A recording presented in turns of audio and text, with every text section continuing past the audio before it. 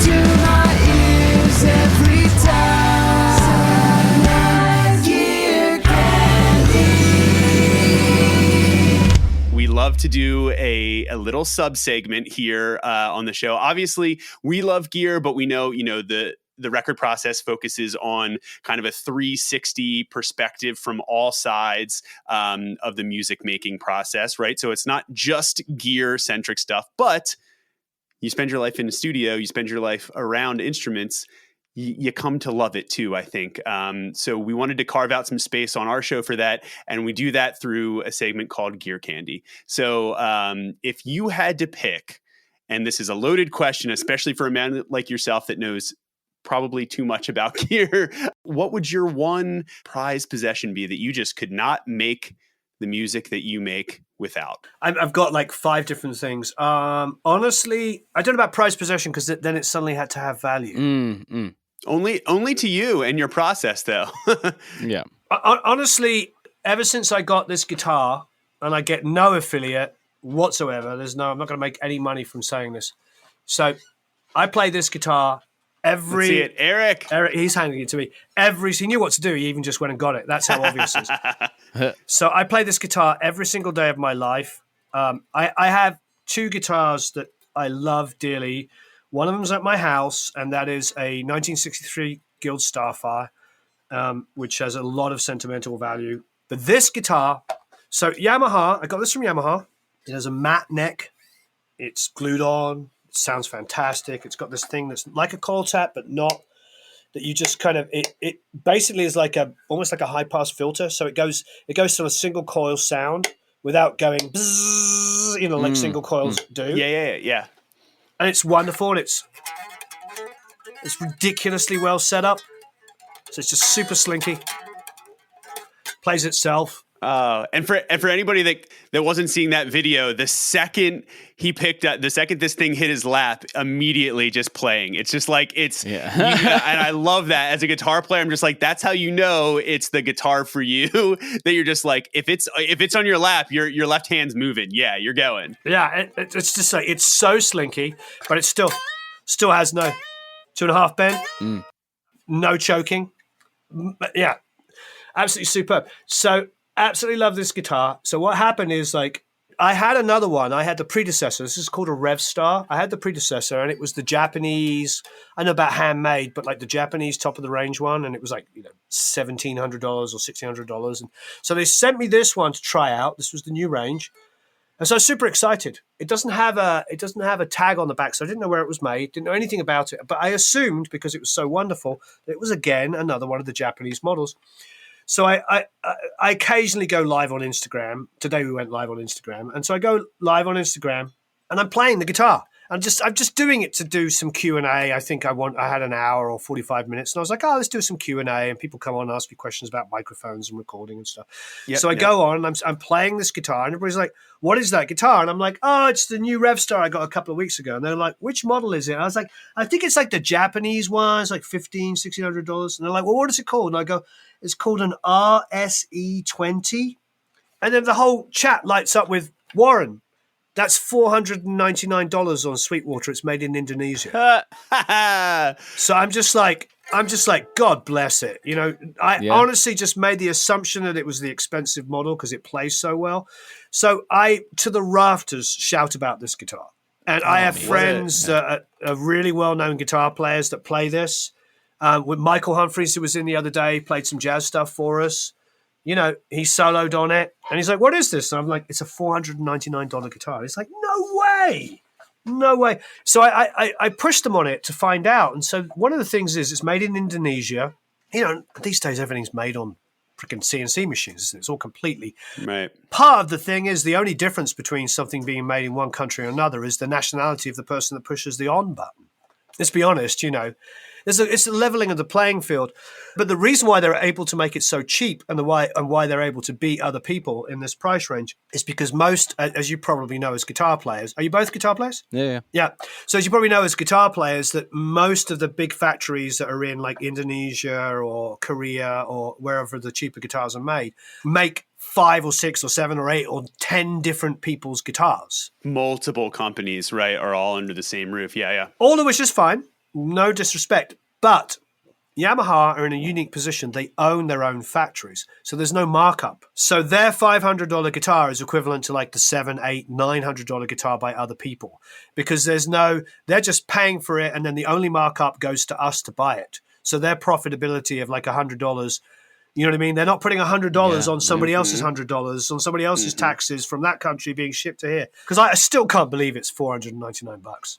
I thought there was a joke. And isn't that wild too? Where it's like that's kind of like the blind like Pepsi versus Coke taste test or something. You know what I mean? Where you're just like, one of these is like, wins out every time. You're just like, but I don't know. It's like, it really is a preference thing. And a lot of times so don't like, it's just true. because something is like 5 times more expensive doesn't mean it's the better tool, right? Good things don't always come in bigger packages, right? Or whatever. Yeah. What had happened, you're totally right. The confirmation bias had been removed. Yeah. If I knew it was a $500 guitar, I would have been like, this is really good for a cheap guitar. Right. But because it was so good, I assumed it was the expensive one. I got 2 weeks of playing it every day, absolutely loving it. I track every record we make using that if I'm the guitar player. Every demo we do, it's just my best playing guitar. And trust me, I own a lot of expensive guitars. I've got Eddie gave me one of his guitars. I have one of Eddie's guitars. Actually, gave it to my son. Ace Frehley gave me a guitar when I finished the first record with him. That's a Budokan custom shop 3 pickup guitar. I have nice guitars, and they're both signed. I mean, the one that Eddie sign's worth more than me. I tell my son, if you sell it, you can put a deposit on your house.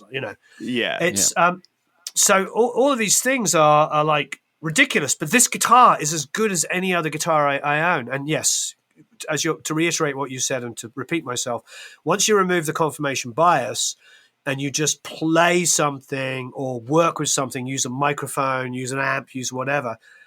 It's amazing. The playing field gets really, really super leveled. But obviously there's other things. We could talk for hours about this. There's other reasons to spend money. And of course, the romanticism. I think that's okay.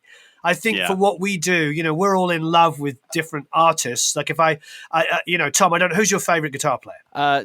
Honestly, I'm going to say Omar Rodriguez Lopez from Mars Volta. Okay, so they used to rehearse at my studio all the time. Actually, they met. So Mars Volta were in one room and the Chili Peppers were in the other, in the 2 big rooms that we had. And that's how they met, and that's how the Chili's took them on the road. Remember when they toured for a while? Forget it. Yeah. So you'd go out to the parking lot and all the bands would be hanging out, and they were like, "Hey, so what do you do?" Yeah. I think they just announced. Talk about that reunion. They just announced a show in San Diego. Together again. Together again, yeah. Oh, that's like 11 years later, 12 years. It was a long time ago. Look at that. Yeah, crazy. Yeah, full circle. Amazing. Didn't one of the guys that like would dep with the Chili's actually end up playing full time with Mars Volta? I feel like one of the guys that was standing with the Chili's, I think.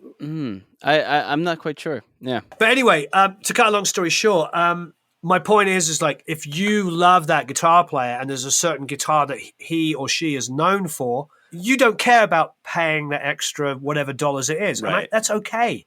I don't, people there's a lot of online bashing of Gibson. It really annoys me because it's easy to bash a company that's successful, that's legendary, that created the space that we're in because it's an American-made product that's going to be expensive because the people that work have families and mortgages and they need to get paid an actual decent living wage to support them. Right. So by bashing the company and saying, well, you can buy this cheap one from Korea at like a quarter of the price that's better. I don't agree that it's necessarily better, but you know what I mean?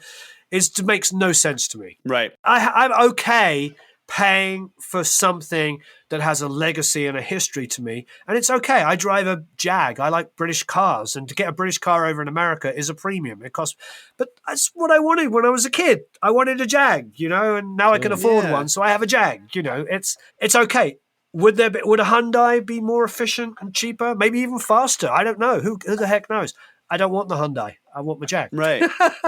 Well, and it's an and you know what it is, Warren? It's an extension of your taste, your personality. And that goes all the way through gear. And it's like the records that you're making and the people that are probably listening to this, right? Like they all get it in their own way because it's all like a unique, like authentic part of their character. And it is baked into all of that. So I think you're totally right.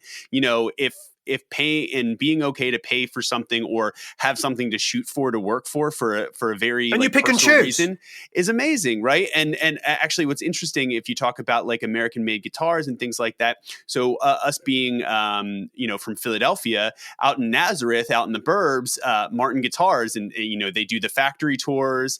It's all handmade. It's all the same people that have been working there at that factory doing that like serious hand work, and that's why they're not cheap guitars, you know what I mean? But that's also not the point. And if you understand and go and walk through, and there's a reason they do those tours, because I think there's a pride in the family-owned business and everything that goes along with it, but also the craftsmanship and the legacy of that, as its own artistry. And I think a lot of that is baked into gear. You see that in the audio world all the time, right? It's like where it's not like we don't want to do the big, the mass produced stuff. We want to do the hand wired thing. And that's okay that we're only going to sell like X amount of them. That's the point, because it's, if we sell 20 make 20 of them, we know they're going to 20 people that are going to cherish them in their rack or whatever it might be. Right. So I love that. It's a great example. What a good story. Yeah. Romanticism. It's okay. Honestly, there's something endearing that you there's actually I was listening to another podcast recently, and they were describing having love for something.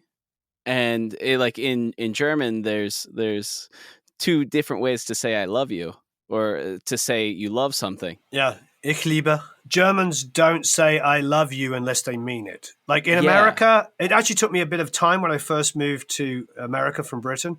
Because if we're saying I love something, we mean it. Like if I tell a girl I love you, I mean I love her. But in America, you can be like, "Hey, man, I love you, man. I love chicken sandwiches. I love chicken sandwiches." Yeah. Nobody would say that in Britain. And in Germany, they would never say, "Ich liebe chicken sandwich." No, they'd never be like, "Ich liebe ein chicken sandwich." Totally. And so, like, to have a love for something and to be in love with a piece of gear and have that romantic relationship, I think that's it's kind of inspiring. And it allows for some amazing artist creativity to come of that. Right. Yeah, I think, Warren, Yamaha should start paying you. Because I'm looking for a new guitar, and you might have sold me on that one. They don't pay me, but they don't need to. It's like doing the right thing. It's like, and I think that what I'm trying to say, and I'm sure it's coming across to your listeners, is it's all okay. It's okay to find inexpensive, incredible instruments and microphones and stuff like that. I'm a big fan of many of the companies that make inexpensive mics. I've found that the Lewitt 640 is one of the best microphones ever made. It's insane. It's really good value. And, Al Schmidt agreed with me. So did Ed Cherney and Frank Filippetti and all this kind of stuff. All these people I admire love that microphone. So I have no problem recommending that to people. There are continuously, we tried out this mic today that went out on a video. It's made by Tierra Audio, a Spanish company. We put it on acoustic, and we're like, this is insane how good it sounds. And the artist, Mikhail Seeley, just said she's done, 10 demos with us. She's like, this is my favorite microphone on my voice. And it sounds phenomenal on acoustic. So we just had to tell people, this artist loves this microphone. And the point is like, it's a mid-price. It's about $1,000 microphone. It's not a cheap $300, and it's certainly not a $15,000 microphone. You don't know where it's going to come from. And it's not always a single brand. Not everybody necessarily is good across their whole range. But there's pieces of gear that you can just fall in love with, and sometimes they're super cheap and perform above their level, and sometimes they're very, very expensive and maybe are just slightly better. This is one of the problems, I think, in the realities with the way now, because of CNC machines, because the fact that computers can now design, copy, and do anything, we get to a situation where you might find a product that is unbelievable for the price, maybe something as $1,000, and the only way to beat it is to spend $10,000. But the problem with the $10,000 is it's only slightly better. It's really tough because they can get the tolerance is so great that it's just that extra bit of love and that extra bit of, as my old Steve Anderson, the old tech, God rest his soul, used to say to me, if something broke and I say, how much is it going to cost to fix? He goes, it's going to cost a lot. And I'm like, why? He goes, because it's made of unobtainium. Right. The parts for some of this stuff, because he goes, it's going to take me a year to find the tube that you need to put this in. It's made of unobtainium. Yeah. Right. I love that. This is why it's kind of like it's, you know, picking the right mic for a vocalist. You know what I mean? If you shoot stuff out, it's like you might have every mic in the locker and you might still end up with like the $200, $300 workhorse. You know what I mean? Whatever it is. And how often do we end up with, you know, a 7B on a vocal, like, you know what I mean? When there are plenty of other options, you know, and I think it's the right tool for the job that complements, you know, what you're trying to do with it, you know? Well, one of the things I did in my book that was, because I found a lot of the stuff I was reading was talking about new products, old products, whatever, you know, glorifying the past, talking about how the future's the present and the future's better, all of which I agree with. Like I said, you know, we all agree with like all of those aspects. One of the things I really wanted to do in the book was like pinpoint some bargain kind of things. So I talked quite a lot about getting an old console, because you don't have to have an SSL, you don't have to have a Neve. I've got a Cadac. I've owned Neve 8058, BCM 10, Cadac 12 channel, SSL 4000, which I still have. The Cadac I still have. I've had an API. I've owned everything, and then all the budget ones are Soundtrack, Soundcraft, Studio Master, everything on the way up. I've had all of those kinds of consoles. But I found that there's a couple of things, like the TAC Scorpion I had that I tracked the How to Save a Life drums on. I sold it for $750. I think you could probably still buy one for $1,200 or $1,500 for a 24 channel. So when you're trying to build like a home studio and you're worried about cost, it's like there are really good solutions where somebody might walk into your studio and see a console that's made by a company like AMEC, an actual proper company, you know, that only cost you $1,500. It's like bang for the buck. There's like certain like kind of there's cool pieces of equipment you can get which might twist the sound and give you something quite unique. They're going to cost you a fraction of the cost of some of this really expensive stuff. Because as much as we all like Neve and API and all of that stuff, they're a little bit like that. Well, they're better. But there's other things that can get you pretty close at a fraction of the cost. And I like talking about that stuff. And, you know, once you're making money, you can start chopping out stuff. And I also Right. talk about a lot, and I'm really important to me, like when you buy something, make sure it's something you buy, that you buy once. Like you're much better off having like 5 SM57s than you are having, you know, 3 $200, you know, $200 condensers that are going to be completely useless to you, that wouldn't even be good on a hi-hat. A 57, if you're recording drums with 57s, it's not that crazy. I went back and did a re-record on Van Halen 1 in Sunset Sound a few years ago, and I got the track sheets for 1 and 2, and it wasn't even 57s. It was 546s, which were the budget versions of 57s with the fixed cables. They had that on the snare top, snare bottom. They even had them in the kick drum. Amazing. So like $50 to $100 microphones. The only expensive That's right. mics they had were 414s as overheads, and they had 187, just 187 out in the room for a room mic. Everything else was cheap as chips, as we would say in England. Ridiculous. Yeah. Yeah, and you know what it is? It's about learning how to use it too, right? You know, Sure. Tom and I always talk about this, and one of my favorite, speaking of Sunset Sound, and my favorite like things that when we started working with Joe on that record years ago, he would say one of his favorite stories when he was starting out, and one of the first sessions that he ended up having to fly solo because the engineer couldn't make it was a Frank Zappa session, and he was like shitting himself. He was like, "Oh, I can't mess this up," and he was like kind of dialing stuff in, and this was his like aha moment that he ran with for, you know, the rest of his career, was kind of just saying, him being like, Frank is like, the first thing he's like, it sounds too good. Can we just like fuck it up a little bit, you know, like crank up the gain, like blow up the channel a little bit? And he's like, yeah, now we're talking. And that was like this like new engineer, you know, trying to come in and trying to like do right and do good, was like, oh, it doesn't matter. It's whatever the artist kind of wants that is like character in a moment. It's using it to make something cool and interesting. And you can do that with gear that's very affordable, relatively speaking, Yeah. Well, Warren, this was truly a gem of a conversation. We a treat for us, and I'm positive our audience got multiple things out of it. And yes, we will look out for the book, which we're very excited about. It looks very robust. I can't wait to read it and get my hands on it. And we will definitely link to that and promote that along with this episode when it drops. But thank you again so much for the time. It's been a true treat. Thank you ever so much. Music to my ears every time.